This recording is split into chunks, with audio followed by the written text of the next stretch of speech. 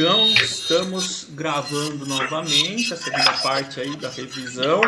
E a ideia é a gente retomar aquelas questões que eu passei para vocês aí via formulário.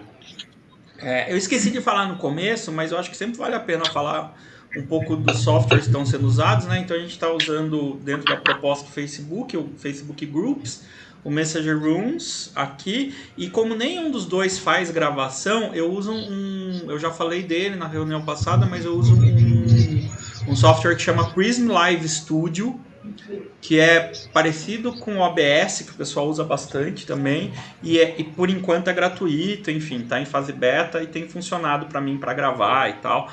E dá para fazer umas edições enquanto está gravando, o que é muito legal, assim, troca de tela. Ele só dá um certo trabalhinho, de vez em quando eu me perco com o som, mas é isso aí. Eu vou fazer o seguinte, eu vou... Davi, Oi. só uma pergunta. Quando a gente responde lá as questões no formulário das trilhas, a gente envia, parece que tem um espaçozinho lá que diz assim, posso ver respostas compartilhadas. Isso. Eu não consigo ver. Você clicou, provavelmente é porque você foi a primeira a responder, então. Se você Tá. foi Eu a só primeira... vejo a minha. Aí eu só vejo a minha. Se você foi a primeira, é isso. Provavelmente é isso. É só quem fez antes de você que a gente consegue ver. Bom, as contribuições da minha mãe vão ser surpresa para mim, as da Jaque eu já dei uma lida. Deixa eu pegar o link do formulário aqui, porque tem uma tela antes de vocês começarem a escrever que eu gostaria de comentar. Então eu vou colocar ela aqui também.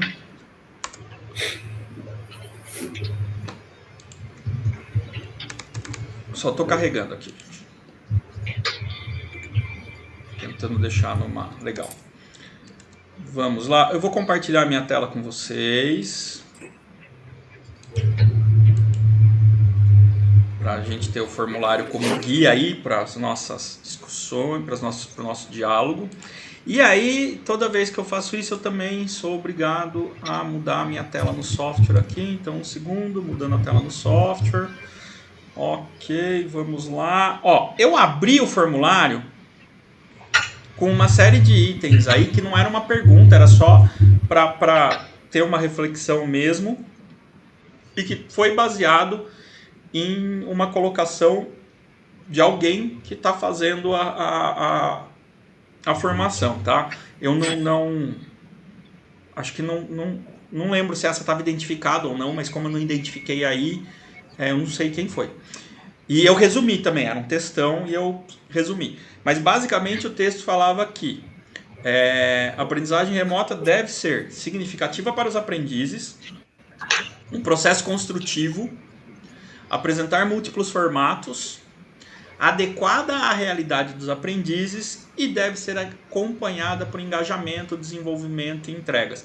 Que é muito do que a gente já tinha falado e tal, então eu coloquei aí essa tela de abertura, mas para já começar a gerar uma reflexão e que é bem legal, assim, o pessoal está tendo essa percepção já durante a formação. Aí vamos lá, a gente tinha uma série de questõezinhas aí, né, que abordam aqueles temas que a gente falou no começo. Então, como possibilidades, por exemplo, possibilidades para horizontalizar a construção do conhecimento. Em que sentido, principalmente? Nesse sentido, que é uma das coisas que a gente vem dialogando mais durante as produções de vocês, é a questão de instrumentalização para partir do aprendiz em vez de partir do facilitador, inclusive os primeiros encontros, que eu acho que é a maior dificuldade, né? Assim, como é que eu faço um primeiro encontro onde eu vou partir a minha atividade de aprendizagem dos caras que eu nem conheço, enfim. E aí eu fiz algumas perguntas aqui com base nisso. Então, como construir o conhecimento juntos ainda no primeiro encontro com os aprendizes? Através de ferramentas que possibilitem aos alunos responderem com os conhecimentos prévios que já possuem, utilizando, por exemplo, perguntas relacionadas ao tema da aula através do Google Forms. Assim, o docente, junto com os alunos, irão ver as respostas e debatê-los juntos, que é mais ou menos o que eu estou fazendo aqui, né? a proposta aqui. E eu acho que é assim, ó, gente, isso é um macete, assim, que eu acho que vale muito, e depois que eu comecei a usar, facilitou muito a minha vida como facilitador, que é não procurar propor respostas e sim propor perguntas, né? E eu comecei a fazer isso instintivamente, depois mais tarde eu fui descobrir que é a base da mediação, né? De acordo com alguns autores aí. Então, eu acho que assim, depende da ferramenta tecnológica, né? Se eu vou fazer a pergunta na lousa, se eu vou fazer a pergunta no Google Forms e tal, mas em vez de você trazer, por exemplo, eu vou apresentar, eu lembro que a gente teve um exemplo de, sei lá, vou apresentar, estou dando um curso de coaching, vou apresentar conceitos de coaching, pode ser. Em vez de eu apresentar os conceitos, eu posso gerar perguntas problematizadoras que levem a diálogos sobre aqueles conceitos. E eu acho que é mais ou menos isso que foi falado aqui. Que para vocês, ok? Isso faz sentido? Sim. Uhum. Legal. Ok.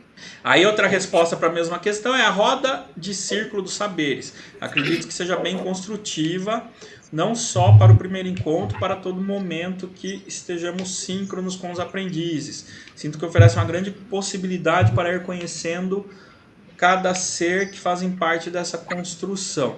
A roda de círculo dos saberes, aí eu acho que foi minha mãe que respondeu essa, não tenho certeza, mas só para eu ter certeza, é uma roda de conversa, mãe? Tá. Isso é uma ferramenta. Eu acho mais difícil fazer remotamente, mas eu acho que é válido, porque eu acho que a formação em roda, inclusive é muito engraçado, porque eu uso muita roda nos meus encontros presenciais, e eu descobri empiricamente que o ser humano tem uma dificuldade tremenda de formar rodas.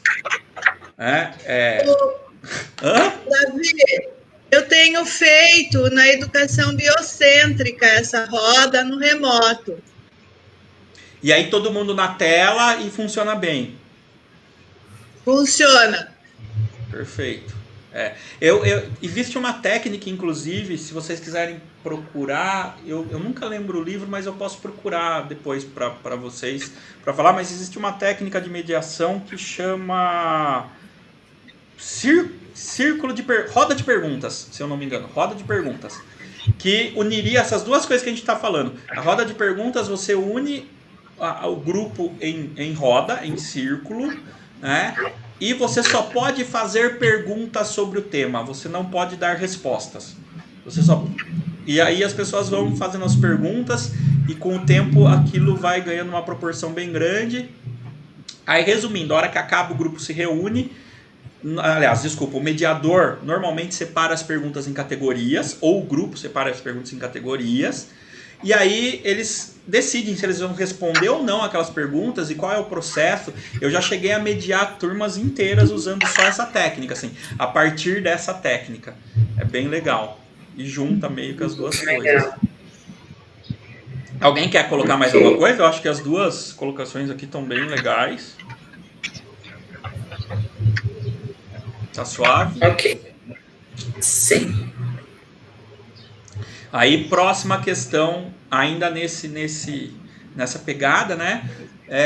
Como construir conhecimentos juntos durante os encontros seguintes. Então, acho que são duas problemáticas diferentes. O primeiro encontro traz uma problemática de eu não conhecer nada da turma, né? Então, a escolha da ferramenta e tal quase sempre acaba sendo um pouco mais complicada em função disso.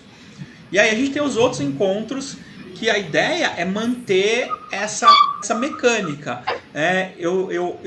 Eu acho que eu já comentei, inclusive, acho que eu já comentei na revisão passada, que quando a gente impõe, se a gente está nesse processo de construção e de repente a gente impõe um conhecimento sem um motivo real, porque, por exemplo, a gente tem questões que são exatas, e que eu posso até ponderar sobre aquilo, mas até que se prove ao contrário, a resposta é uma só, né? E esse é um caso onde você tem que fazer correções, e isso faz parte do processo de aprendizagem, tá?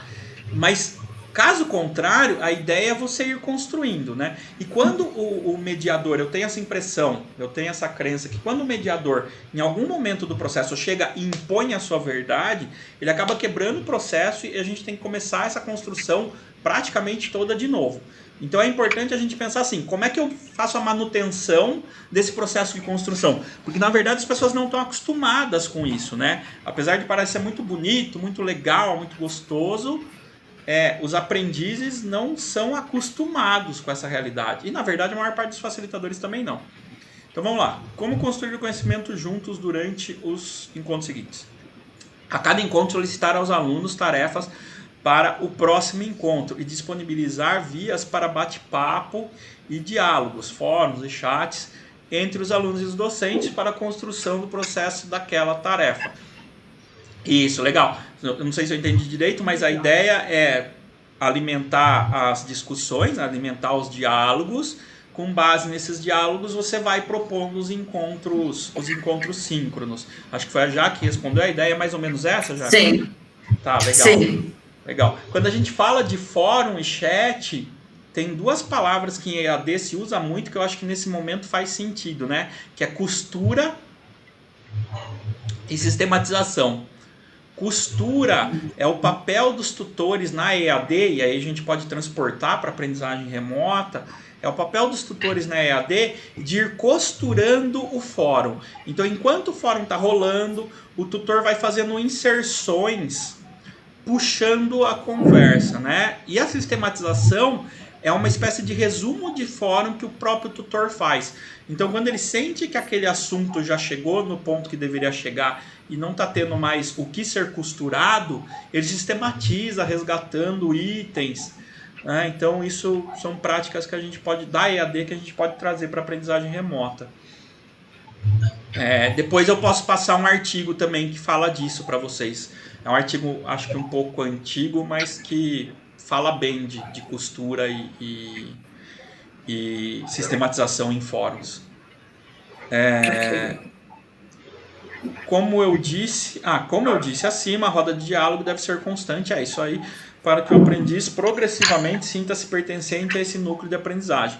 Portanto, todo encontro deve ter um momento de escuta por parte do facilitador. Isso, para meu entendimento, é fundamental para poder fluir com o resto. Claro que a criatividade deve ser ativa, muitas vezes trazendo dinâmicas para estimular a todos participarem. É isso. Basicamente, é um processo de escuta, né?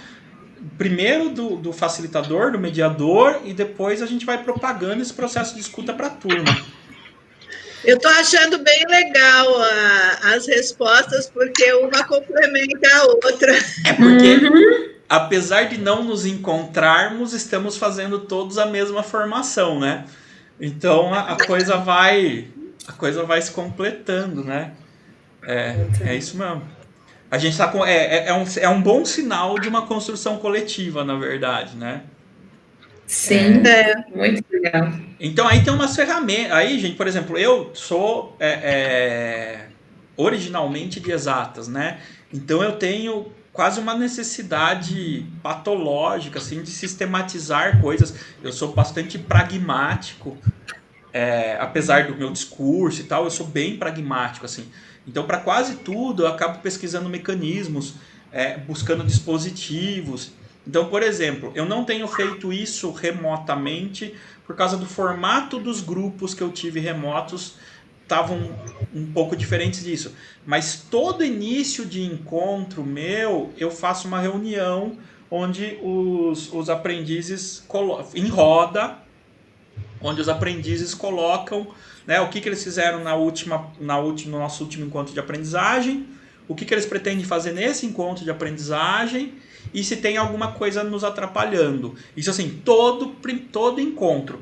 Em algumas turmas eu acabo sentindo, a gente acaba percebendo que é legal parar com isso, ou continuar, ou evoluir, mas esse é um modelo de starter que eu dou para manter essa roda de diálogo durante todo um curso, por exemplo.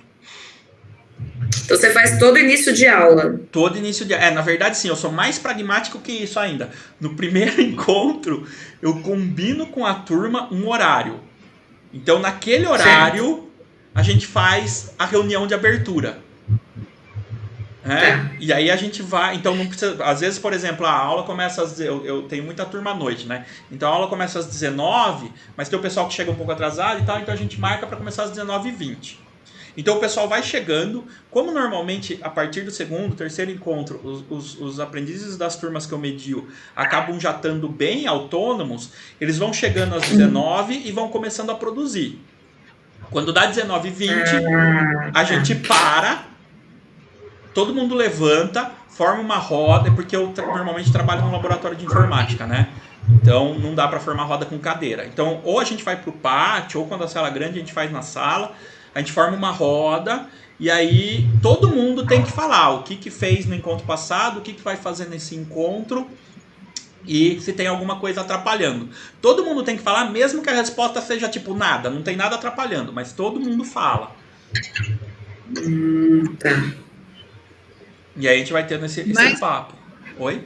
Dá para fazer remoto isso, viu, Davi? Dá, então. Eu acho que tem muito a ver com o formato da turma. Como eu falei, eu estou pegando atualmente muita recuperação de aprendizagem e reposição de aprendizagem.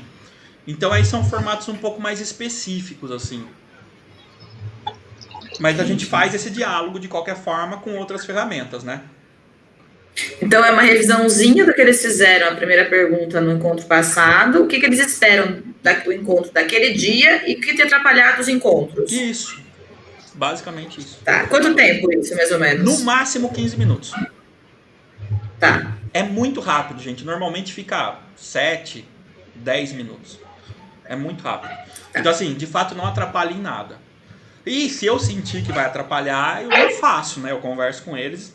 Porque, por exemplo, às vezes a turma chega e começa a produzir, assim, alucinadamente. E aí eu não gosto de cortar esse fluxo também. Ah, tá. Que é isso também, tem essa questão da autonomia. Como normalmente os aprendizes das turmas que eu medio, eles gerenciam o que eles vão fazer, são eles que controlam o seu fluxo de produção, né? Entendi. Tudo bem esse papo, gente, para todo mundo? Sim, ótimo. Ótimo. Legal. Muito bom. E aí, por fim, qual a importância da sistematização do conhecimento e como ela pode ser feita? O conhecimento deve ser construído, ou seja, o docente deve instigar os alunos a expor o que já sabem sobre aquele determinado assunto e desafiá-los a procurar mais informações em outras redes, internet, livro, para entender e, consequentemente, aprender a atividade solicitada de maneira prática através de entregas. O papel do docente é dar suporte aos alunos, porém deixando autonomia por parte deles. Essa forma de aprendizagem, dessa forma os aprendizes se sentem parte essencial do processo de construção de aprendizagem e isso ganha significância e engajamento dos mesmos. Meio que descreveu praticamente todo o processo, né? Mas a questão que eu quis levantar, na verdade, foi a questão da sistematização. O que eu vi aqui mais de sistematização mesmo é a entrega, né? Eu sou muito fã, inclusive, desse método de sistematização. Como que eu sistematizo? O aprendiz me entrega produções que, de alguma forma, são uma sistematização, são um resumo, são um construto daquilo que eu gostaria que eles tivessem aprendido, né? Ou que eles gostariam de aprender, na verdade. Né? Então, dos nossos objetivos de aprendizagem. Eu acho que aqui é o que tem mais de sistema. Então, sistematização é isso, é esse fechamento. Assim, como que eu sistematizo, como que eu faço o aprendiz sistematizar o que ele aprendeu? Tudo bem? Sim. Legal. Então, através da entrega. Aqui, nessa resposta, a entrega está bem clara e é um método que eu gosto bastante. Tá? Eu uso bastante, assim. A sistematização... inclusive eu tô com uma turma que assim, a gente combinou fazer por entrega e a gente combinou fazer por relato de experiência. Então, cada entrega, teoricamente, eles vão lá num documento compartilhado e relatam como foi a experiência dessa entrega. Essa parte do relato de experiência não tá rolando. Tipo, não tá acontecendo. Talvez aconteça lá no final e tal, mas todo encontro eu falo, e aí, vocês não vão atualizar e tal? E eles, vamos. E não rola. Mas as entregas estão rolando. Né? Então, acho que tem muito isso da significância também do construto. Tipo, eu faço alguma coisa. É muito mais legal fazer alguma coisa palpável do que ficar falando sobre o que foi aprendido. né? A sistematização é muito mais do que organizar uma atividade. Isso é importante para propiciar ao aprendiz e ao facilitador uma reflexão e uma nova elaboração do conhecimento a partir da realidade do aprendiz, com o objetivo de tornarmos transformadores juntos para o novo jeito de conhecer. Acredito que a sistematização pode ser de acordo com a evolução da aprendizagem, vamos criando um momento para esse diálogo. Perfeito, é isso aí mesmo. A ideia é justamente essa, né? Então a sistematização é isso, é esse diálogo sobre o que está sendo aprendido, como está sendo aprendido, o que a gente pode fazer melhor, o que está nos atrapalhando. Um exemplo, isso que a gente está fazendo é um exemplo de sistematização, né? Na verdade, vocês já passaram por um percurso de aprendizagem, vocês já fizeram trilhas de aprendizagem lá na formação, e o que eu trouxe foram pontos sensíveis, positivos ou não, do processo de vocês, e aí a gente está tentando sistematizar esse conhecimento. Eu acho que é mais ou menos isso. Alguém quer colocar alguma coisa desses 2 pontos? Acho que para mim ficou claro. Bem claro. Legal. Ficou bem claro. Show de bola. Essa última pergunta aqui... Nossa, eu sofri nessa pergunta última aí. Isso. E na verdade ela era uma pegadinha que eu vou explicar por quê. Eu sofri, viu? Tava pondo quase tudo, será? Eu sofri aí. Na situação de aprendizagem remota, qual desses dificultadores causa menor impacto negativo? Para mim, infelizmente, vocês duas escolheram a mesma coisa. Eu vou explicar por quê, infelizmente, mas tudo bem, tá valendo. Então, as possibilidades eram o aprendiz com pouco tempo de conexão, o aprendiz com acesso apenas ao WhatsApp, ou o aprendiz com horário de trabalho alterado para o horário do curso, né? Quais são as 3 problemáticas que causariam mais impacto negativo na aprendizagem? Vocês acham que é o cara trabalhar no horário do curso. Beleza. Mas por que eu fiz essa pergunta aqui, na verdade? Porque eu tinha 3 problematizações diferentes aqui. Então, de acordo com o que vocês responderam, vocês receberam uma outra atividade. Que no caso, as duas receberam a mesma atividade. Porque vocês responderam a mesma coisa, tá? Mas a primeira atividade aqui, só para vocês saberem, seria como é que eu resolvo, por exemplo, um grupo que se conecta através de uma LAN house e pode ficar só 1 hora conectado por encontro. Juntos, sincronamente. A outra questão era como é que eu faço para trabalhar com aprendizes que só conseguem trabalhar com WhatsApp, mas não podem usar nem chamada de áudio, nem chamada de vídeo.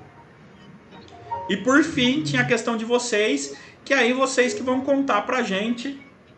Nesse momento eu vou parar de compartilhar a minha tela aqui, para vocês apresentarem o que vocês criaram aí. Se vocês quiserem compartilhar a tela, vocês podem. Se vocês quiserem só falar, vocês podem. Aí é com vocês. E o primeiro que erguer a mão aí pode começar, viu? Um de cada vez. Eu acho que eu posso começar.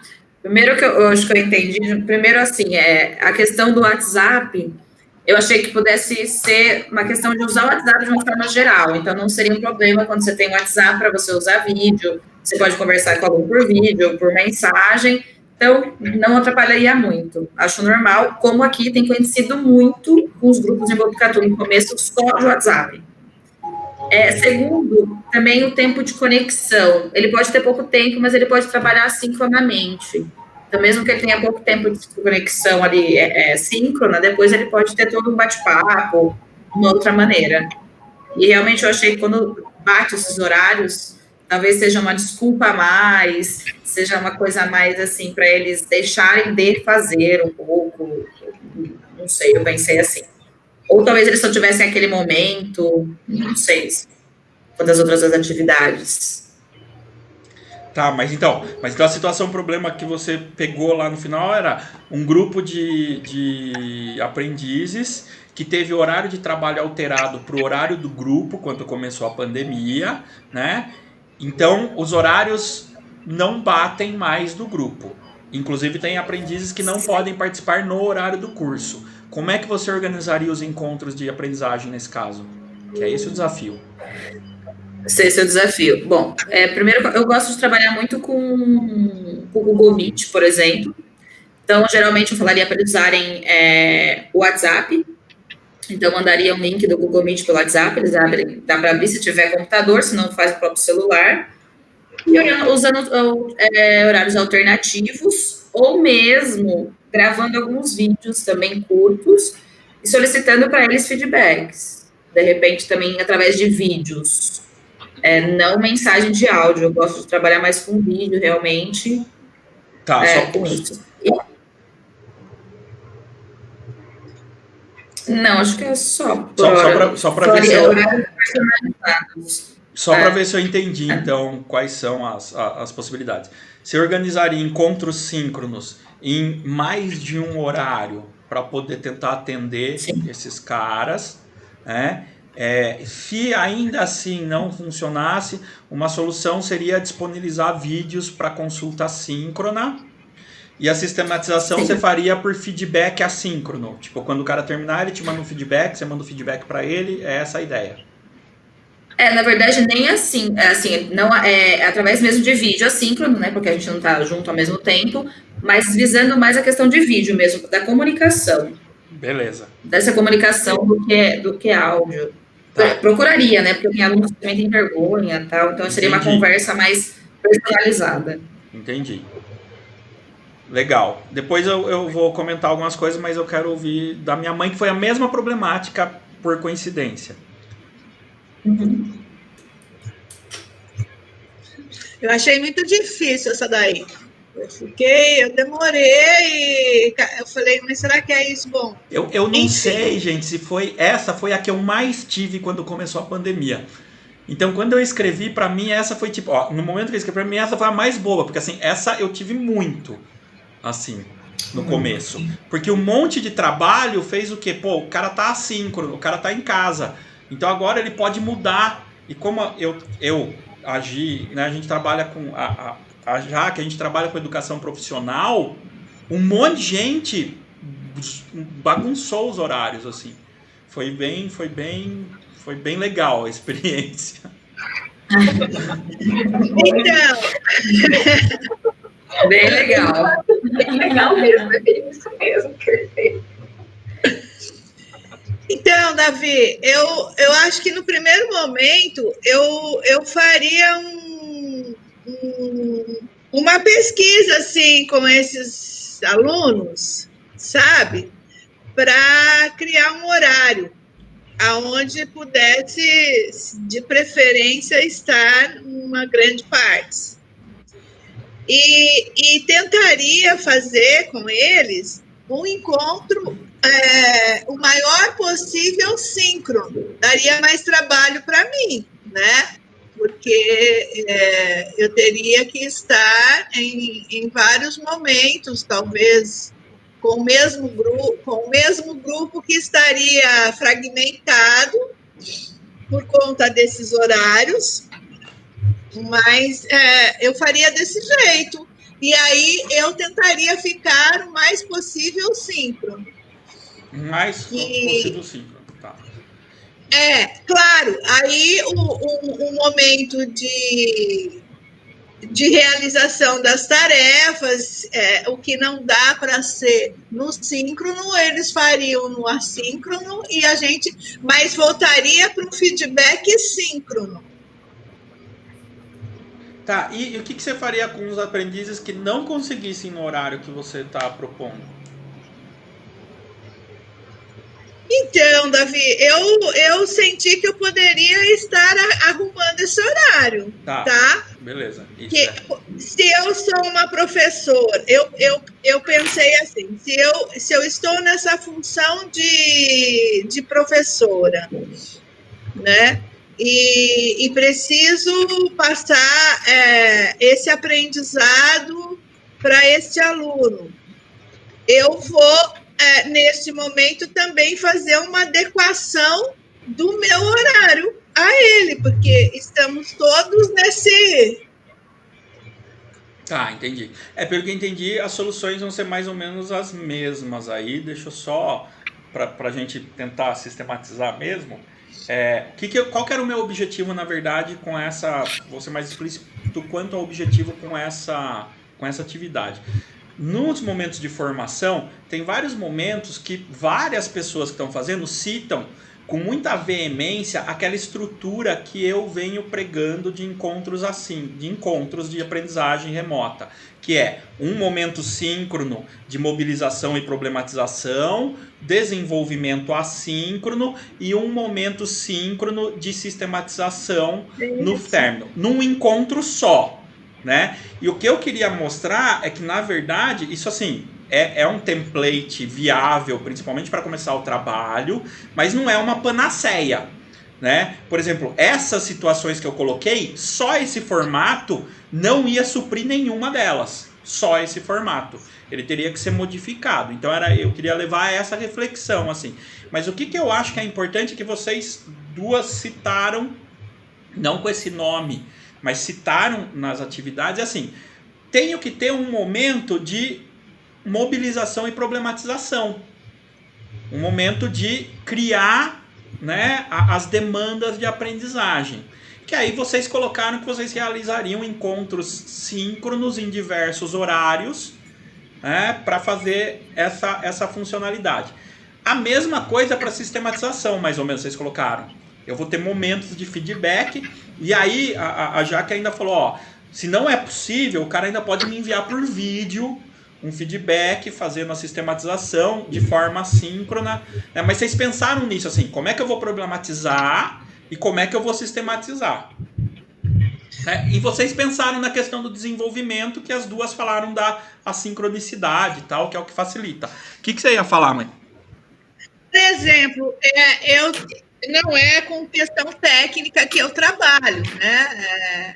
É com o holístico que eu tenho o grupo da biodança. E eu tenho 2 grupos.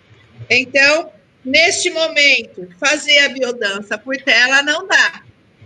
Mas dá para eu, o que é principal, preservar o vínculo afetivo com as pessoas. Aí existe já o horário semanal de aula, que já faz 20 anos que acontece. Esse horário eu estou disponível para a maioria. Mas aí aconteceu essa panaceia, né? Tem professor que está no meu grupo, então ele está dando aula remota, fica o dia inteiro na telinha, chega à noite, ele está super cansado, ele não está afim, não vai fazer bem para ele. Aí fiquei em aberto. Quando ele sentia a necessidade de estar junto, ele me procura. Sim, e aí também fica em aberto, combinado. Às vezes, naquele momento, eu não vou poder, porque ou eu estou atendendo um outro aluno, eu também estou fazendo um curso, né? Mas eu tento entrar em contato e dar o feedback. Perfeito. Então, aí você levantou uma questão que eu vou querer adicionar outra junto, que eu já ia falar, mas é bem legal você ter falado disso. A questão do vínculo, né? Eu acho que uma das coisas mais importantes desse momento de aprendizagem remota que a gente está vivendo é a manutenção do vínculo com o aprendiz. Essa é uma das coisas mais importantes. Inclusive é importante para a saúde mental deles, para a saúde emocional deles. Porque estar produzindo alguma coisa, nesse momento, às vezes mais do que a geração do conhecimento em si, pode trazer um acalento, né? E essa rotina pode também fazer com que o nosso cérebro acredite numa normalidade, o que também é positivo, né? Então, eu acho que tem essa questão. E aí, isso me leva a uma outra questão, que são as diretivas das instituições. Então, também tem isso. Eu não coloquei essa problematização nos problemas de vocês, mas cada instituição tem uma diretiva diferente. Então, por exemplo, posso ter instituições que não me permitam fazer atendimento fora do meu horário de trabalho. Então, isso já deixa um pouco mais quadrado. Eu posso ter instituições que não me permitam nem fazer encontro síncrono. Pode acontecer. Sim. Né? Isso. Aí tem as regras da instituição. Não permite. Né? Aí tem as regras exatamente. Aí tem as regras da instituição que eu sei que eu costumo dizer, né, que parte da educação, parte da aprendizagem é ser transgressor. Eu sei que os facilitadores e aprendizes muitas vezes transgridem de alguma forma essas regras, mas no mínimo a gente não pode fazer isso oficialmente. Então são coisas que você não vai poder registrar. Tipo, eu falei com o cara fora do horário, mas eu não posso registrar. Porque eu não posso, porque é uma regra da instituição, né? Então, ainda tem mais essa problemática e que a gente tem sim que levar em consideração. Assim, eu tenho que adequar o meu encontro o máximo possível às regras da instituição. E se isso não for possível, você tem que sinalizar para a instituição. Mas o governo do estado não vai me ouvir. Bom, mas sinaliza. Sabe? É isso, assim, a gente faz parte, né? Aí eu acho que eu trabalho numa instituição super diferenciada, né? Isso, exatamente. A Unicamp está com bem fluida. Então, assim, a gente está com bastante liberdade de horário, de tempo, né? Eu, como o meu curso é presencial, eu estou bem solta, só fui convidada a fazer 2 cursos. Eu acho que nós também, assim, não sei a percepção, né, da Gi e da Jaque, mas eu acho que nós também estamos eu acho que tipo, dentro das possibilidades, provavelmente no melhor dos mundos, assim, dentro do que é possível. Sim, graças a Deus. Mas como eu falei no começo, eu tenho tido muito contato com o pessoal da rede pública, assim, muito contato, tanto estadual quanto municipal. E aí, por exemplo, cada município está agindo de um jeito, né? Dentro da rede estadual, além das regras estaduais, ainda tem as regras da escola, né? Porque acontece isso, tipo, o estado definiu umas regras, mas a escola definiu mais uma, né? Então você vai fechando gestão, né? Tem a gestão e tudo mais. E assim, a gente tem que gerenciar isso, faz parte das nossas habilidades como facilitadores, né? Ou deveria fazer parte das nossas competências, gerenciar isso que a gente chama de o cenário da aprendizagem. O cenário da aprendizagem envolve as regras institucionais, né? Então, eu acho que tem isso também. Então, por exemplo, tem instituição que quando começou a pandemia, o objetivo era só manter o vínculo. Agora já está tendo avaliação. E você tem que avaliar.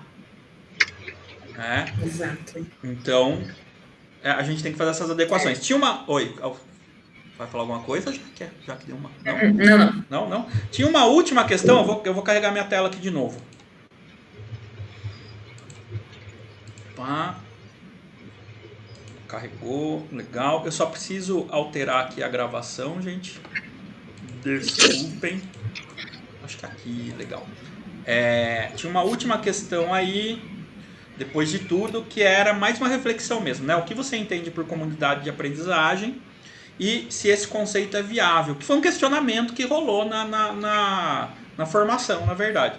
Para mim é viável esse conceito, pois entendo que todos devem fazer parte do processo de aprendizagem, sendo aprendiz, docente, família, comunidade, pois assim o aprendiz consegue linkar a realidade dele com o aprendizado. Isso é o que eu também acho que seria a comunidade de aprendizagem. Sim, esse aprendizado envolve não só a ciência, mas todo o processo histórico, social, que possibilita integrar a aprendizagem com tudo que está ao redor do aprendiz, né? É isso também. O Pacheco, ele tem pregado assim nas últimas vezes, eu acho que agora ele está trabalhando mais lá para o Rio de Janeiro, pelo que eu entendi as últimas palestras que eu assisti dele. Mas ele tem falado, ele já falava, sempre falou, né? A Escola da Ponte vem de um conceito de comunidade de aprendizado. E é isso que ele vem fazendo, fez isso no Projeto Âncora aqui em São Paulo, em Cotia, tem lá em Petrópolis uma escola também nesse modelo, e ele diz que está coordenando aí uns 300 educadores para trabalhar dessa forma. E a verdade é que é muito possível, mas aí eu até vou fazer a minha meia-culpa, mas a gente faz muito pouco. Que, por exemplo, eu, como facilitador de ensino profissional, eu envolvo muito pouco a comunidade no processo. Eu tento sempre criar projetos para a comunidade, mas envolver a comunidade acaba dependendo muito mais da iniciativa dos meus aprendizes do que partindo de uma iniciativa minha, né? Mas isso é viável, assim, eu acho, e acho que é o melhor dos mundos. Se a gente Mas conseguir. é bem difícil, viu, Davi, esse trabalho de envolver a comunidade. Não é tirando da reta, não, mas a especialização que eu fiz de educação socioambiental teve mais de 100 horas de trabalho com comunidade. Então, o diagnóstico para você chegar no perfil da comunidade, para você oferecer aquilo que seja atrativo para a comunidade, chegar até esse processo de educação, né? Eu diria aqui, todos somos educadores.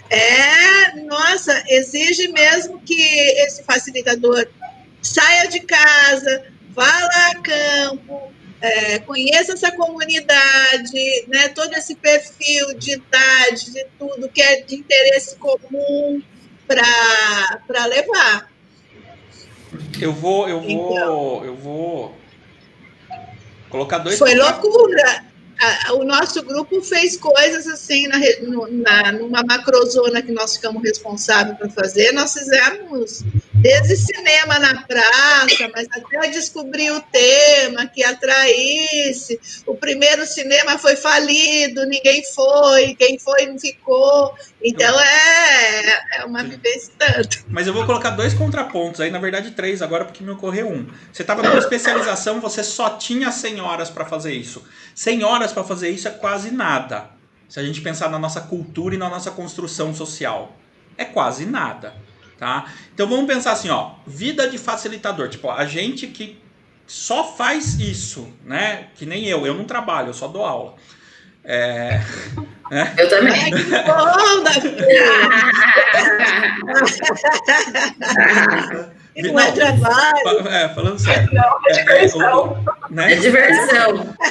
Pessoal que se dedica, pensando assim, ó, pessoal que se dedica exclusivamente à aprendizagem e quase sempre atua em poucos lugares. Você não atua num monte de escola. Você atua em poucas escolas, né? Então, eu acho que tem 2 coisas que a gente podia fazer com facilidade e que pouco implementamos. Primeiro, pensar local para atingir global. Comunidade de aprendizagem não é necessariamente o bairro que está à minha volta. Quer dizer, mas eu não preciso começar pelo bairro. Comunidade de aprendizagem são os funcionários da minha escola. Os funcionários da minha escola estão integrados com o meu processo de aprendizagem? Porque se nem isso, como é que eu vou atingir a comunidade se eu não atingo os funcionários da minha escola? Os familiares só dos meus aprendizes estão integrados com o processo de aprendizagem? Isso dentro de uma escola é assim mesmo, Isso. é educação participativa. Educação participativa de fato. E aí eu inverto o paradigma, porque você falou, vocês foram para a comunidade. Né? Eu acho que tendo tempo, eu posso trazer a comunidade para dentro da escola.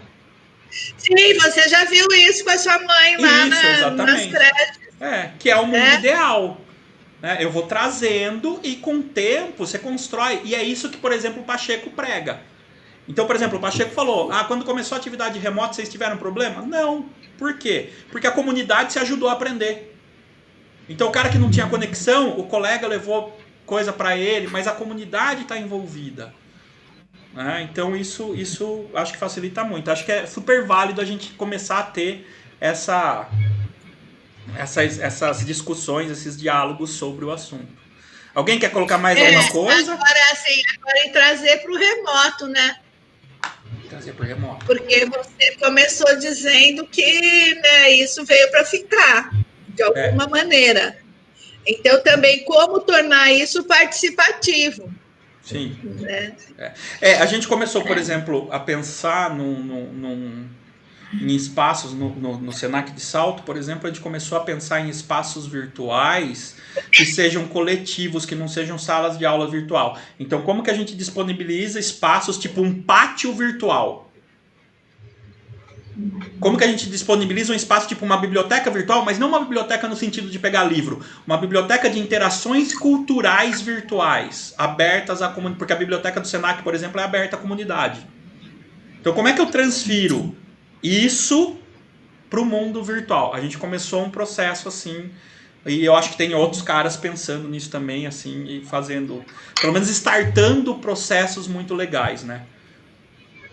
Eu acho que é igual esse clube do livro que você estava falando, onde vocês se Isso. encontram para A gente se debater o encontra, livro, debate. falar sobre... E o Clube do Livro, para mim, por exemplo, foi fantástico, porque eu leio relativamente bastante. Até minha mãe, no começo do ano, falou, nossa, você está lendo pouco. Ela teve comigo que eu fiquei doente, ela que cuidou de mim na minha convalescência, e aí ela falou, ela me deu uns livros e eu não li, né? E na pandemia eu percebi a mesma coisa. No momento que eu vim para casa, eu comecei a ler menos. Porque, na verdade, eu leio muito em trânsito. Eu leio muito quando eu tô fora de casa. Dentro de casa eu assisto TV. E aí, o Clube do Livro me trouxe isso. Assim, eu tô deixando de assistir TV para ler o livro do clube, porque é meio que um compromisso. E isso dinamizou as minhas outras leituras. Porque daí eu tô lendo mais, quem lê mais, né? Tem essa regra. Quanto mais você lê, mais você lê. Então, e é isso, é um espaço cultural remoto, né? E aberto. Então poderia ser um exemplo. Acho que até sei isso como exemplo lá também. Mas é legal essa reflexão. E aí, mais alguma coisa, gente? Não? Sim? Não? Tá tranquilo. Que bom. Vamos fazer aquele fechamento. Eu sei que eu tomei bastante tempo de vocês, mas vamos fazer aquele fechamento rapidinho. Eu vou mandar lá no grupo o formulário para vocês responderem sobre o nosso processo de aprendizagem agora. Vocês respondem rapidinho e a gente remonta isso e finaliza, tá? Vou mandar lá. Mas aí fica aqui mesmo, né? Isso, não vou fechar nada. Talvez eu desligue a câmera para ir tomar uma água e voltar, mas o ambiente vai ficar aqui, tá? Vou mandar lá no grupo o nosso fechamento.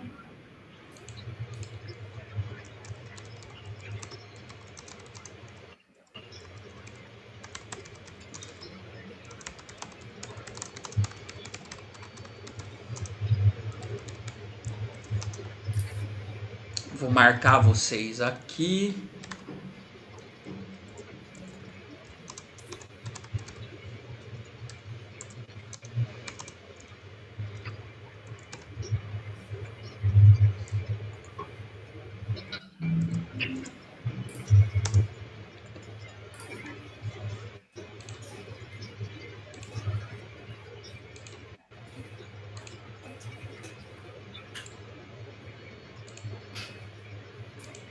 Opa, quase. Eu marquei aqui, gente, tá?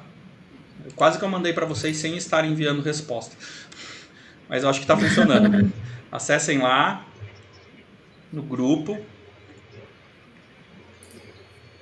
Deu. Isso, vão respondendo aí. Eu vou deixar aberto aqui e já volto.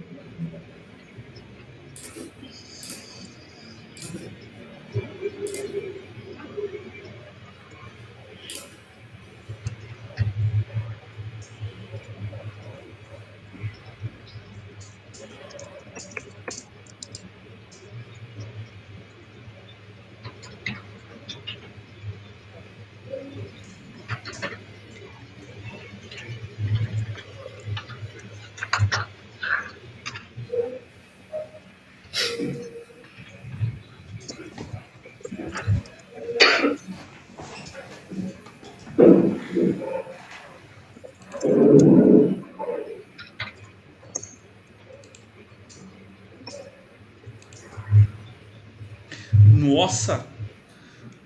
Tem gente que é um raio.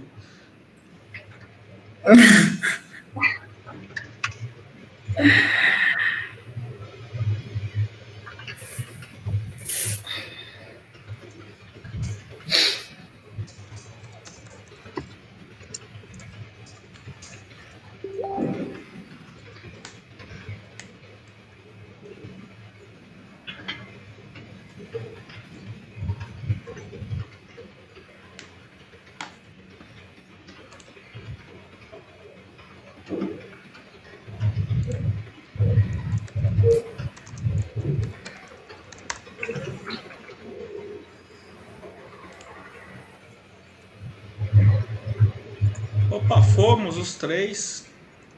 Hoje tá fácil. Deixa eu colocar aqui, compartilhar com vocês. E deixa eu compartilhar com a galera que vai ver a gravação depois. Ah, já tá compartilhado. Legal. Vamos lá. Cadê aqui para enxergar? Legal. Então, retomando, né? Essas duas questões que eu faço são para a gente definir um índice de felicidade com relação ao processo de aprendizagem, né? Então, como você se sentiu em seu papel de aprendiz nessa formação e como você se sente com relação à formação em si. De novo, como eu disse no encontro passado, aqui é para ser um espaço de transparência, então eu espero que vocês não tenham mentido. Fico muito feliz que o nosso índice de felicidade tenha subido, apesar de já estar no 4, alguma coisa, agora foi para 5. A tristeza é que certamente em algum momento isso vai cair, né? Mas legal. Eu acho que não. Show de tomara. Eu acho que não. Quando chega no 5, eu já entro na ansiedade de que uma hora algo está atrapalhando o seu aprendizado nesta formação. Apenas o fato de atender outras demandas sem tudo estar sincronizado. Hoje, por exemplo, precisei atender a porta sem sentir prejudicada com as questões. Aí eu vi que, eu acho que foi você, né, mãe? Eu vi que uma hora você saiu. Eu imaginei que você já tinha avisado que ia ter que sair, né?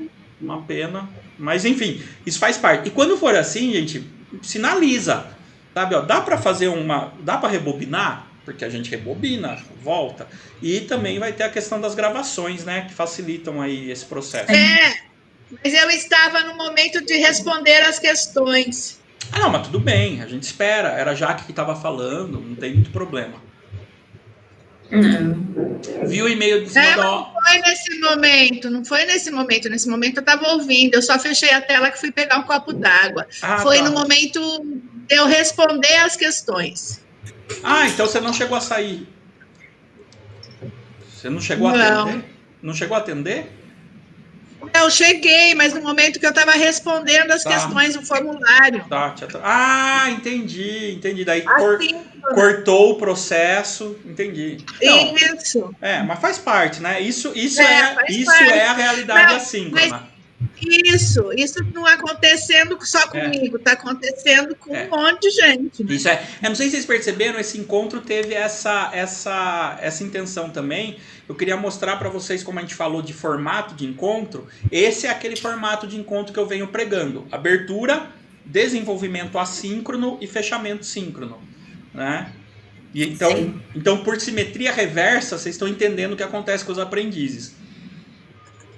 Pode deixar qualquer comentário. Davi, essa questão dessa última pesquisa de felicidade, você também aplica com os alunos? Sim, faz parte do meu processo. Na verdade, são alguns elementos. Eu não estou conseguindo aplicar o Scrum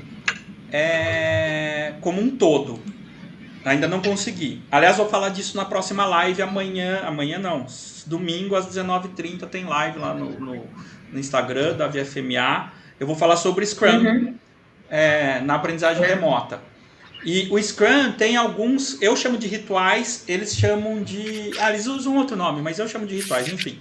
Tem alguns rituais. Um deles é aquele termo de abertura que eu falei que eu faço, sabe, todo dia. A reunião de abertura. E eu trabalho em ciclos de aprendizagem.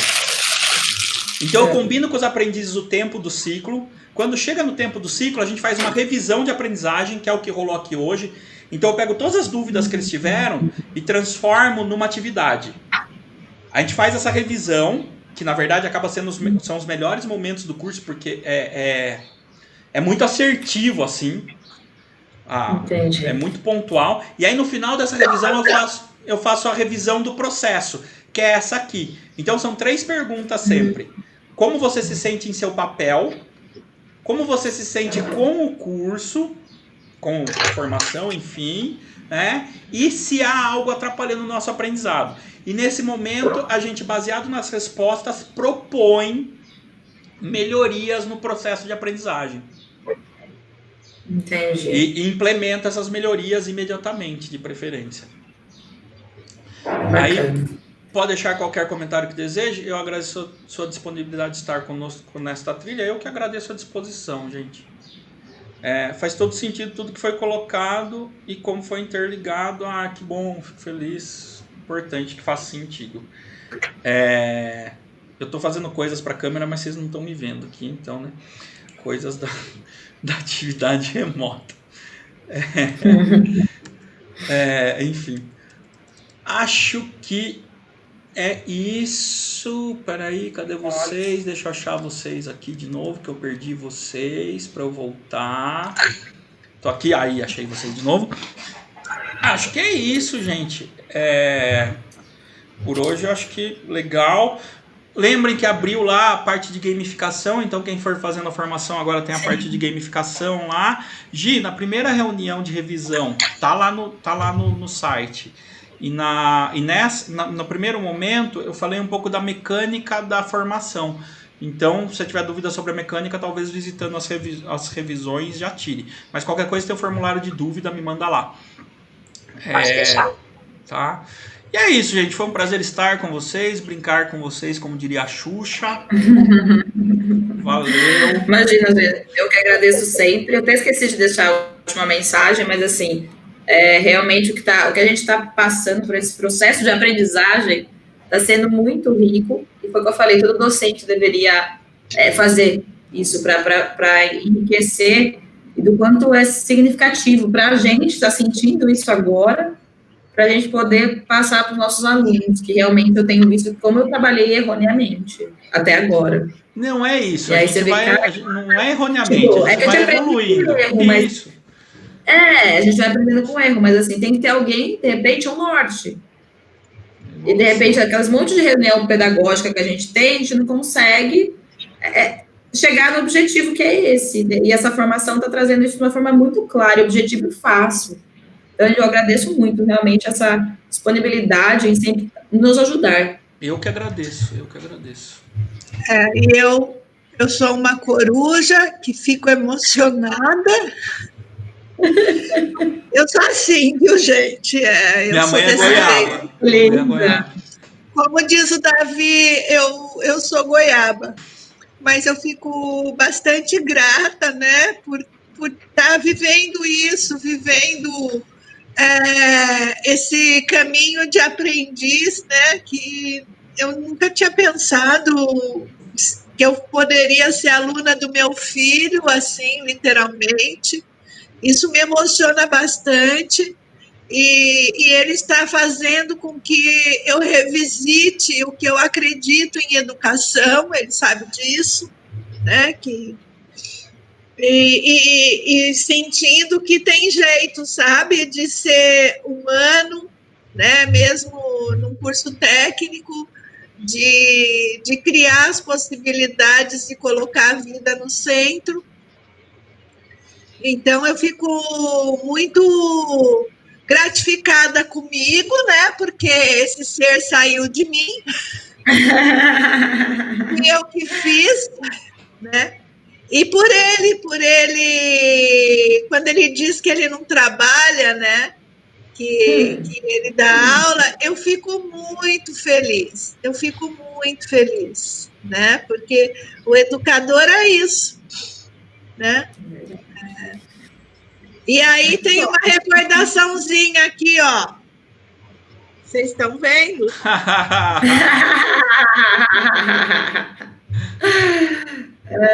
Legal. Tinha o quê? Fechar. Quantos anos eu tinha aí, mãe? Uns 6 anos. 6, né? Uns 6, 6, 7. Eu acho que pode fechar, para a gente fechar assim, a questão é tudo com amor. E a gente vê o quanto, o Davi, você faz por amor, que a gente sabe que é gratuito, o trabalho que dá fazer uma formação, a gente vê com, né, o quanto você tem que ler, o quanto você tem que estudar, e você faz isso com muito amor, em tudo que você aplica. Então, esse é o diferencial de você como ser humano. Obrigado. Isso. Obrigado. Na verdade, assim, só contribuir um pouquinho, né, Davi, e agradecer, porque eu estive na unidade de Itu, que foi um grande presente, né, e tive a oportunidade de conhecer o Davi e aprender muito enquanto estive lá, e acompanhando e ver o trabalho que ele faz, que é maravilhoso. E não é um trabalho de qualquer jeito, é um trabalho com muito conhecimento, que é o que você falou. Muito estudo, muita leitura, muita música. Aprendemos juntos, Gia. Aprendi muito também com você, bastantão. Aprendemos juntos. Mas eu vi isso, e você me ajudou a resgatar muita coisa de muitos anos, como sua mãe mesmo disse. Eu retomei aí um aprendizado que talvez eu tinha até meio que desistido, né? Por um momento, e resgatei. Obrigada mesmo. Que bom, que bom. Obrigado, gente. Caiu um cisco aqui. Gente, obrigado, né? Sem palavras aí, valeu mesmo. E assim, eu que agradeço pelas trocas e pela dedicação aí. Obrigadão. Um dia eu sei que a gente, educador, dá aula para 1, para 2, para 3, para 20, para 100, né? Mas um dia essa tela vai estar cheinha, viu, Davi? Tomara. Chega lá. A ideia é essa. Gente, tchau. Vou parar a gravação aqui. Beijinho, gente. Tchau. Bom dia. Tchau.